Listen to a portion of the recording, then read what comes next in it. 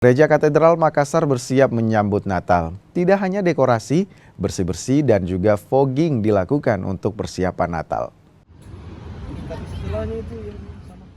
Gereja tertua di Kota Makassar ini tengah bersiap menyambut Natal.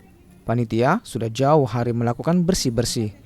Pintu dan juga tangga dihiasi dengan pohon cemara, bola Natal, hingga lampu berwarna-warni. Di sudut-sudut gereja juga berhias pernak-pernik Natal.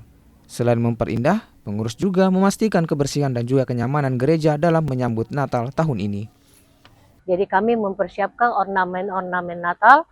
Kami mulai dari luar dulu, memasang pohon Natal untuk spot foto, menghias buah Maria, dan kami masuk ke dalam gereja untuk menghias.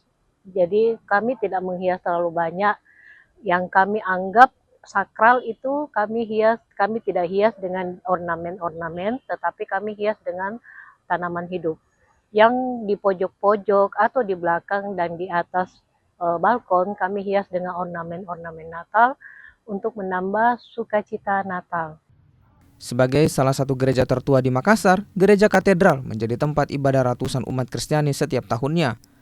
Tahun ini diperkirakan sekitar 1.000 umat akan mengikuti misa Natal di Gereja Katedral Paroki Hati Yesus yang Maha Kudus, Keuskupan Agung Makassar.